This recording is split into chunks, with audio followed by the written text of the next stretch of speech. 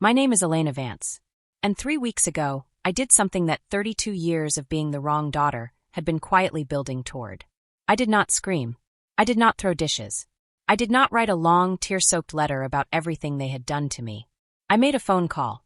And with that phone call, one quiet, steady conversation in a rain-soaked car while my 6-year-old son slept in his car seat, I pulled a single thread from the fabric of my family's carefully constructed world. And I watched the whole thing unravel. This is not a story about revenge. I want you to understand that before we go any further. Revenge is hot and messy and leaves you smelling like the fire you started. This is a story about reclamation. About a woman who spent 3 decades being the invisible engine of a family that treated her like a utility bill. Useful, dependable, and completely taken for granted, until the day she decided to stop paying. Before I tell you what happened, I need to tell you what came before it. Because the ending only makes sense when you understand the foundation. And the foundation of the Vance family was not love or loyalty or legacy. It was a lie. Every family has a mythology. A story it tells itself and the world to explain who it is and why it matters. The Vance mythology was simple and devastating. There was Clara, and then there was everyone else. Clara Vance, my younger sister by 2 years, was what our mother called luminous. She had the kind of beauty that made strangers stop mid-sentence. She laughed at the right moments, said the right things to the right people, and wore every room like it had been built specifically for her. My mother, Patricia Vance, née Holloway, worshipped at the altar of Clara's potential the way other women worshipped at church, with absolute uncritical devotion. I was the other one. Not ugly. Not stupid. Not cruel. Just practical. That was my father's word for me. Practical. The way you'd describe a good pair of boots. Serviceable. Not glamorous. Not worthy of display. Just useful when the weather turned bad. Growing up in our colonial house on Hawthorne Street in Fairfield, Connecticut, I learned the family hierarchy before I learned long division. Clara got the bedroom with the bay window that looked out over the garden. I got the one next to the boiler room. Clara got horseback riding lessons and piano recitals, and a Saturday tutor for French. I got a library card, and a very clear understanding that resources in the Vance household were allocated by perceived return on investment. My father, Richard Vance, had been a circuit court judge for 20 years. He was a man of imposing silences and measured disappointments. He did not yell. He did not need to. His indifference was louder than any raised voice. When I brought home a straight-A report card at 14, he nodded once and went back to his newspaper. When Clara brought home a painting she'd made in art class, technically mediocre, emotionally impulsive, he had it framed and hung it in his study. When I told my parents I wanted to go to nursing school, I was 19. I had already been working part-time at a local clinic, shadowing nurses, reading textbooks I'd borrowed from the community college library, building a vision for myself that was mine alone. I sat down at the dinner table with all the careful, quiet hope I had been saving up. My father looked at me over the rim of his reading glasses. He didn't put the paper down. "Girls like you are practical, Elena," he said. "Not unkind. Not cruel. Just stated, the way you'd state a weather forecast. Practical girls don't need expensive legacies. You'll find a way." My mother nodded, barely looking up from her garden planning magazine. Clara was already texting on the phone my parents had bought her, the newest model, the one with the gold trim. I found a way. I worked double shifts at a diner 3 nights a week and weekends. I took out student loans that gave me a physical ache every time I opened my bank statements. I lived in a studio apartment on the east side of Hartford that smelled permanently of damp wool and boiled instant noodles. I scraped and saved and studied in the pale glow of a second-hand desk lamp until 2, sometimes 3 in the morning. While I was doing all of that, my parents were sending Clara to a private fashion institute in Paris. Not just tuition. They bought her a flat in the 7th arrondissement. They sent her a monthly allowance. They called her every Sunday, laughing at her stories about gallery openings and rooftop dinners and the impossibly beautiful French countryside. They called me on my birthday. Sometimes. But I was the good daughter. I told myself that title meant something. I drove 2 hours every weekend to help my mother prepare for her charity galas. Ironing tablecloths, arranging flowers, writing place cards in my neatest handwriting. When my father had his heart surgery 3 years into my nursing career, I was the one who sat in the hospital waiting room for 11 hours. I was the one who managed his medication schedule when he came home, who researched his cardiac rehab options, who made sure he was taking his blood thinners at the exact right time each day. Clara sent a card. It had a picture of a sunflower on it. My mother said, "Isn't that sweet?" She remembered. I didn't argue. I just refilled my father's pill organizer and told myself this was what love looked like when one person did all the giving. When my grandfather died, my mother's father, James Holloway, I was 22 years old and absolutely exhausted in the specific way that only comes from working too hard for too little recognition. Granddad James was an old-school man. He wore the same 3 blazers on rotation, drove a 1987 Buick he'd kept in pristine condition for 30 years, and he had a way of looking at you that made you feel like the most important person in the world. Not because he flattered you, but because he actually listened. He saw everything. He saw the way my parents depended on me while dismissing me. He saw the way Clara was propped up while I was used as scaffolding. He saw the slow, careful way I was being ground down, and I think it broke something in him. This man who had worked every day of his adult life to build something real and lasting for his family, to watch that inheritance of character be squandered on favoritism. In the last weeks of his life, he called me to his study. It was a warm September afternoon. The room smelled of old books and pipe tobacco, even though he'd stopped smoking years before. The scent had just lived in the walls, in the curtains, in the wood of the furniture. He was sitting in his leather chair, and he looked smaller than I remembered, but his eyes were sharp. He handed me a small brass key, and a folded card with a name and a phone number written in his careful, deliberate script. "Arthur Sterling." "Granddad," I said, "what is this?" He closed his hands around mine, key and all, and held on for a moment. His skin was papery and warm. "Your parents have expensive tastes and short memories," he said.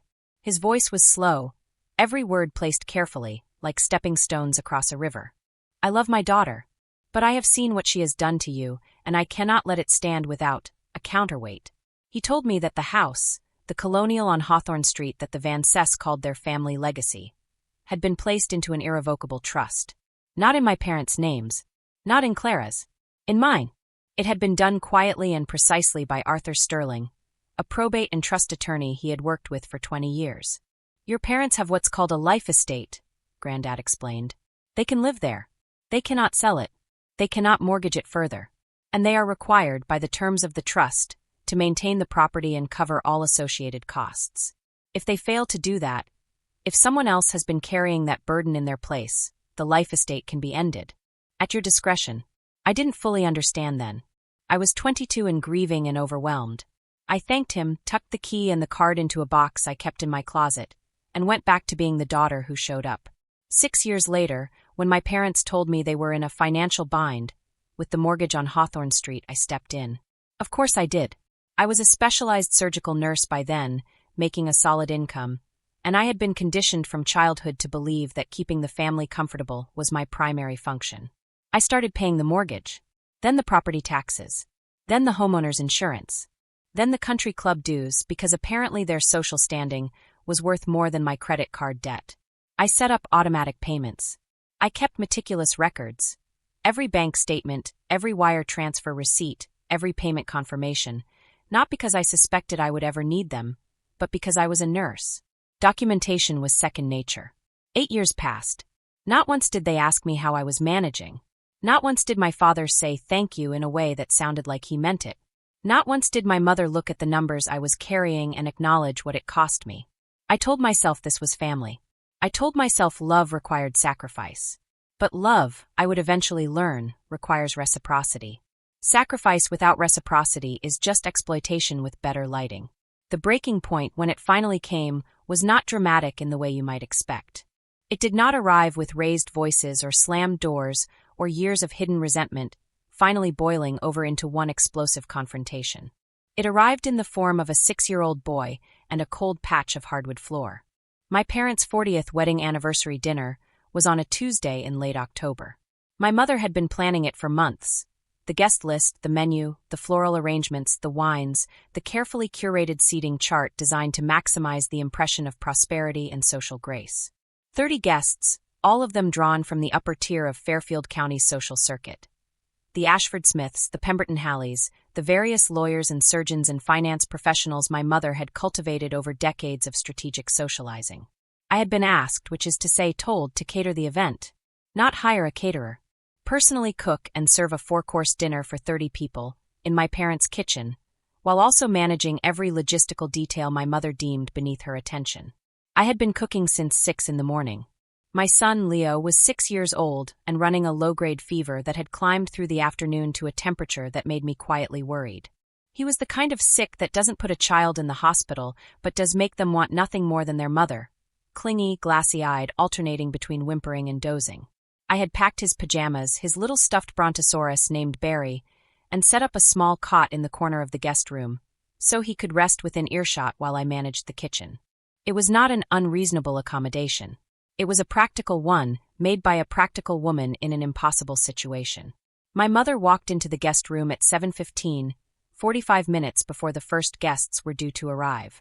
She was wearing her best dress, deep navy silk charmeuse, the necklace with the diamonds that had been a gift from my father on their 30th anniversary. She looked at Leo's cot the way you look at something you've stepped on in the dark. Her whole face contracted. "What is this?" she asked. "Leo's running a fever," I said, keeping my voice level, continuing to fold a stack of pressed napkins. "He needed somewhere to rest. He's not in anyone's way. The Ashford Smiths are coming to see the renovations," she said, as if Leo's cot were a biohazard. "I will not have a child's bed cluttering the aesthetics of this room. He's sick, Mother. He needs to be close to me." She looked at Leo then, really looked at him for maybe the first time all evening. He was lying on the cot in his pajamas, Barry the brontosaurus tucked under one arm, watching her with the wide, uncertain eyes of a small child who doesn't understand why the temperature in the room has suddenly dropped.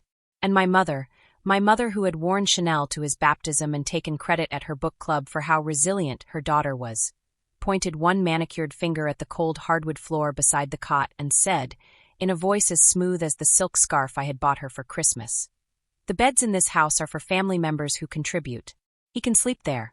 30 guests laughed in the next room. Not at her words, they hadn't heard them.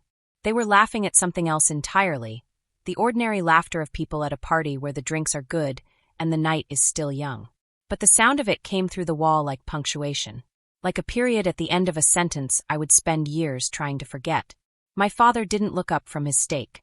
My sister Clara, who had flown in from wherever she was living that month and was currently swirling a glass of vintage Bordeaux, a bottle I had bought, glanced over from her spot by the window and smirked.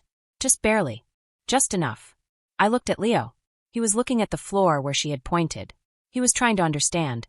His small face was doing the calculations that a 6-year-old does when an adult says something that doesn't make sense. The furrowed brow, the slightly parted lips, the expression of a person who has just encountered a cruelty their worldview didn't have a category for yet. Something inside me went very quiet. Not the quiet of defeat. Not the quiet of resignation. The quiet of a decision being made at a cellular level, below thought, below language, in the part of you that knows before you know. I crossed the room.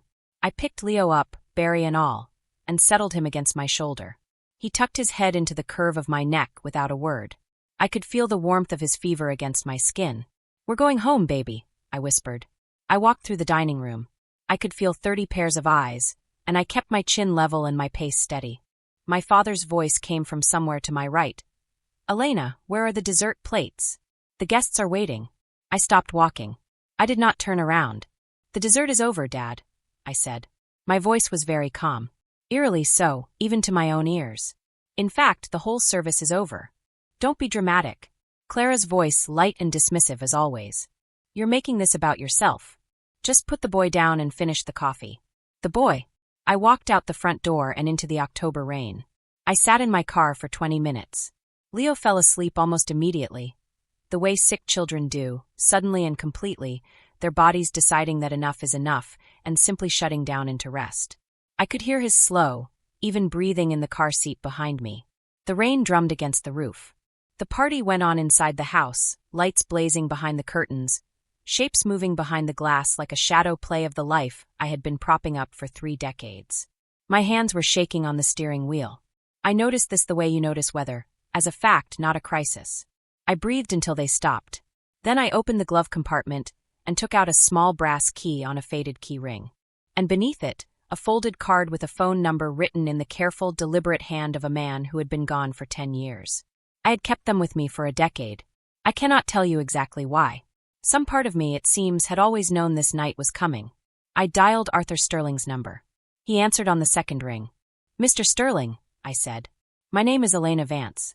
My grandfather told me to call you when the time came." A brief pause. Then a voice that was gravelly and precise. The voice of a man who had been expecting this call for a long time and was not surprised it had arrived on a rainy Tuesday night in October. "I've been waiting 10 years, Miss Vance," he said. "I assume you're ready to see the paperwork." "Yes," I said. "I'm ready." The following morning, I drove to downtown Hartford and took an elevator to the 14th floor of a building that smelled of recycled air and consequence.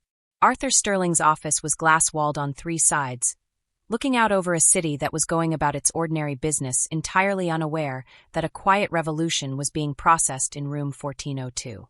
Sterling himself was exactly as I had imagined, silver-haired, wearing a suit that probably cost more than a month of my take-home pay, with a gaze that was precise and unhurried and entirely without warmth.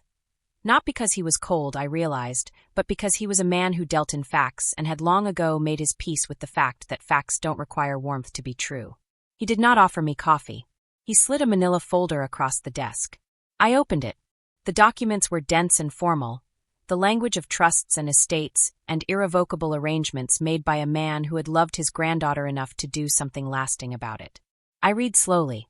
Sterling talked me through each page in the measured, methodical way of someone who has had this conversation many times and knows exactly which moment will land like a depth charge. That moment came on page 3. "The deed," Sterling said, "has never been in your parents' names. Your grandfather placed the property into this irrevocable trust 10 years ago, at the time of his death. The sole beneficiary of the trust is you, Elena Vance." I looked up from the page. "They don't own the house. They don't own the dirt the house sits on," he confirmed. He let that sit for a moment. "They have a life estate provision. They can live there. But the terms of that provision require them to maintain the property and cover all associated costs. Taxes, mortgage, repairs, insurance. All of it. I've been paying all of it," I said. "For 8 years. Every cent. I have every bank statement." "I know," Sterling said. "Your grandfather anticipated this possibility. That is why the breach clause exists." He leaned back slightly. "Under the terms of the trust, if the beneficiary has been footing costs that were the life estate holder's obligation, and if the life estate holders have engaged in conduct that constitutes a material breach of the provision's good faith clause." "The good faith clause," I repeated. "Treating a trust beneficiary and her minor child with conduct amounting to humiliation and abuse," Sterling said, with the careful precision of a man who has already drafted the relevant paperwork, "constitutes a breach of good faith. Combined with the financial evidence you have, the life estate can be terminated at your discretion. Immediately and completely." I sat very still for a moment.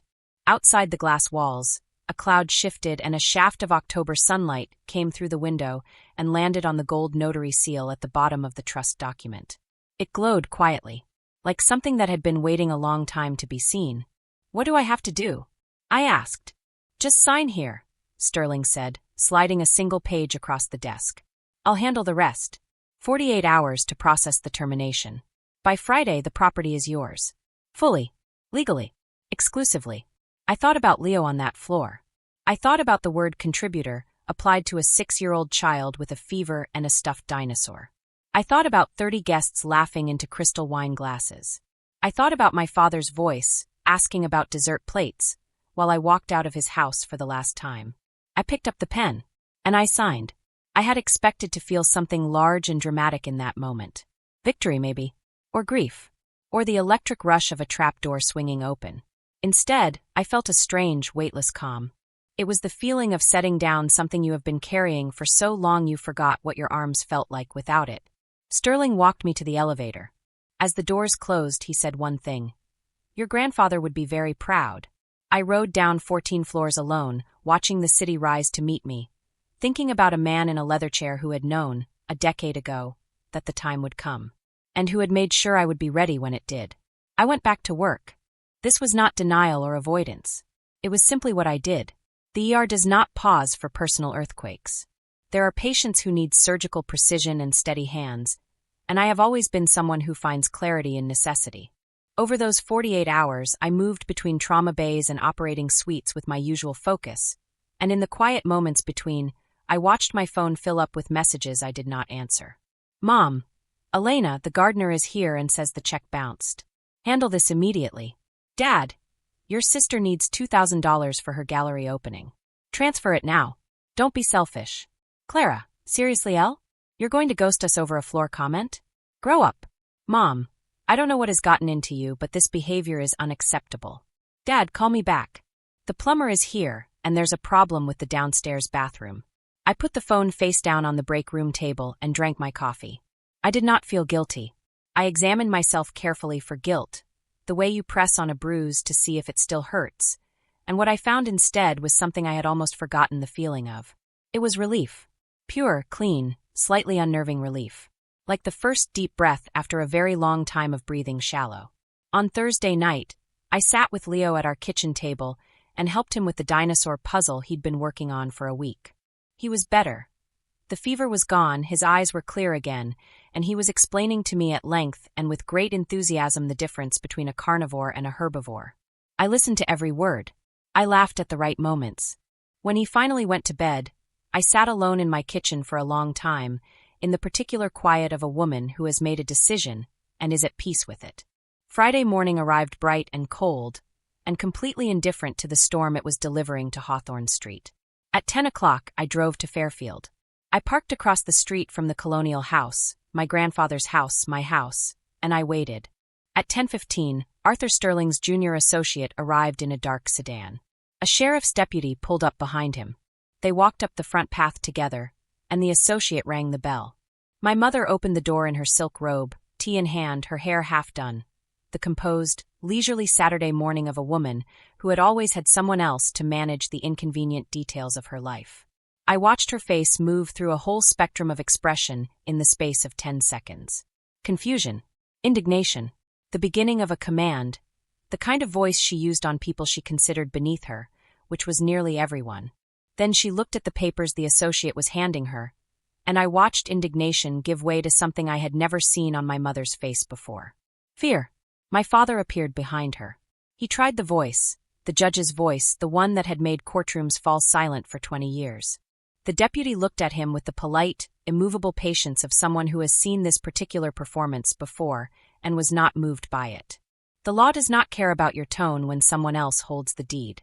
They were given 24 hours to vacate. I started my car and drove home.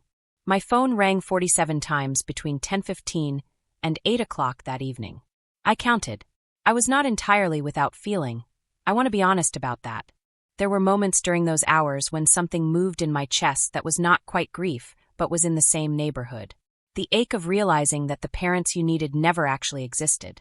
That the family you spent 30 years trying to earn your way into was never going to let you in. That ache is real. I am not going to tell you it wasn't. But I had made a promise to Leo, not out loud, not in words, but in the marrow of the decision I made sitting in a rain-soaked car with his sleeping face in my rearview mirror. The promise was this. I would not teach him that love meant enduring humiliation. I would not show him that family was a debt you paid indefinitely, even when no one was keeping track of what you were owed. At 8 o'clock, I called them back. I put the phone on speaker. Leo was at the kitchen table, coloring a picture of a triceratops with focused, meditative intensity. He did not look up. My mother's voice came through the phone like a siren. Elena, tell them there's been a mistake. Tell the bank. There is no mistake, Mother, I said. And it's not foreclosure. It's an eviction. You cannot do this. My father's voice from somewhere in the background, raw in a way I had never heard it. We are your family. Family, I said. I let the word sit for a moment. Let me tell you what family has meant in this house. Family is the person who pays your mortgage for 8 years while you refer to her as a nuisance to your friends. Family is the person who sits by your hospital bed for 11 hours while you're having triple bypass surgery, while the daughter you worship is in Bali. Family is the person who organizes your medication and coordinates your rehab and drives 2 hours on her day off to iron your tablecloths for your charity galas. And family is not, it is never, the person who tells a 6-year-old child sick with a fever, holding a stuffed dinosaur, to sleep on a floor because he is not a contributor. Silence on the line. Long enough that I thought the call had dropped. Then my mother's voice returned, and it was smaller than I had ever heard it. We were trying to teach you independence, she said. We knew you were strong, Elena. We didn't think you needed the coddling. I didn't need coddling, I said. I needed a mother. I needed parents who looked at me the same way they looked at Clara. I needed to be seen as something other than a utility. I paused. I breathed. But I'm done waiting for that. The trust is finalized. The automatic payments have stopped. The life estate is terminated. What are we supposed to do? My father's voice was very quiet now. Old. Genuinely asking. You're resourceful, I said, and let the echo of his own words fill the space. I'm sure you'll find a way. I paused once more. Clara has that flat in Paris. Maybe she'll let you sleep on her floor. I hung up. Leo looked up from his triceratops. Who is that, Mommy? Grandma and Grandpa, I said. He considered this for a moment. Are they okay? I looked at my son, this small, bright, generous person who, even after what had been done to him, still thought to ask if other people were okay. They will be, I said. They'll figure it out. The story leaked, as stories in small Connecticut towns always do, with the speed and enthusiasm of water finding a crack. By the following Wednesday, I was receiving calls from people who had attended my parents' anniversary dinner. People who had laughed into their crystal wine glasses while my mother pointed at the floor, calling to check in with me. I recognized these calls for what they were: social recalibration. The Vancess had fallen, and everyone who had orbited their status was now calculating their distance. I did not return those calls. My mother tried to control the narrative on social media, posting a carefully worded statement about ungrateful children and legal loopholes that was clearly written to imply she was the victim of some kind of technical confusion. Arthur Sterling, who had anticipated exactly this, released a brief and precisely worded statement to the local paper. It did not editorialize. It simply outlined in clinical detail the 8 years of financial support I had provided, the breach of the trust's maintenance clauses, and the legal basis for the termination. He did not need to editorialize. The facts did the work. The social capital my mother had spent 30 years constructing, the galas, the memberships, the carefully arranged dinners, the performance of prosperity, evaporated within 2 weeks. The Ashford Smiths stopped returning calls. The country club quietly reviewed their membership. The perfect Vancess were revealed to have been living on the quiet generosity of the daughter they had spent decades dismissing, and the town that had once watched me set their tables and pour their wine now watched with the complicated fascination of people who realize they have been watching the wrong story all along. My parents and Clara scrambled. Clara's Paris flat, bought with my grandfather's initial inheritance, which he had left partially to my parents as a good-faith gesture, was sold in the legal and financial chaos that followed. They moved into a 2-bedroom apartment in a neighboring town. I heard about this through mutual acquaintances. I did not reach out. As for the house on Hawthorne Street, I did not move in. I stood at the front door the afternoon it officially became mine, key in hand, and I knew within 30 seconds that I would not live there. The house held too many versions of me I no longer wanted to be. The girl who ironed tablecloths and was invisible. The woman who paid the bills and was taken for granted. The daughter who kept hoping that one more sacrifice would finally make her enough. I sold it. The proceeds, $2,800,000, went into a trust. Half for Leo's education and future. Half for a scholarship fund I established for single parents pursuing nursing degrees. The Elena Vance Foundation for Nursing Excellence. Named, without apology, for the practical girl who was told she didn't need a legacy. She did. She just had to build it herself. 6 months after the eviction, I saw my mother at a grocery store. It was an ordinary Saturday morning.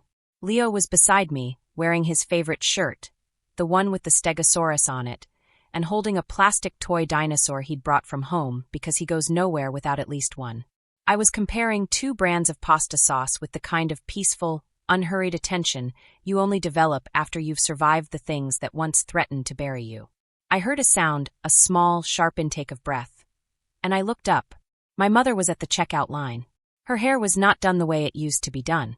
Her suit, it was Chanel, or had been once, but the cuffs were beginning to fray in the way expensive things do when they're no longer being properly maintained, hung slightly differently on her frame. She was counting out change, not credit card, coins, counting them carefully into her palm for a carton of eggs and a loaf of bread. She saw me. The old fire sparked in her eyes, that familiar reflex of a woman who had spent 63 years using her gaze as a weapon. Her chin lifted, her mouth opened. I could see the beginning of some kind of accusation or appeal forming in the set of her jaw. And then she looked at Leo. He was looking up at her with the open, guileless curiosity of a child who does not yet know enough about the world to be guarded. He was holding his dinosaur in one hand. He smiled at her, a real smile, unearned and ungrudging, the kind of smile that 6-year-olds give to strangers because the world has not yet taught them not to. My mother looked at his face. Then she looked at mine, and the fire went out. She looked down at the coins in her hand. She stayed quiet. I did not say anything. I put my pasta sauce in the cart and moved toward the register. I did not feel triumph. I did not feel pity. I did not feel the hot satisfaction of a grudge finally repaid. I felt something much quieter and more lasting than any of those things. I felt finished, complete, like a sentence that has finally found its period. We walked out of the store and into a Saturday morning that was bright and slightly cold in the way New England Octobers are, the kind of cold that makes the air feel clean, like the world has been rinsed overnight. Leo grabbed my hand the moment the automatic doors opened. He squeezed twice, his particular signal for something good. "Mommy," he said, "can we go to the park?" "Yes, baby," I said. "We can go wherever you want." And we walked hand in hand into the rest of our lives.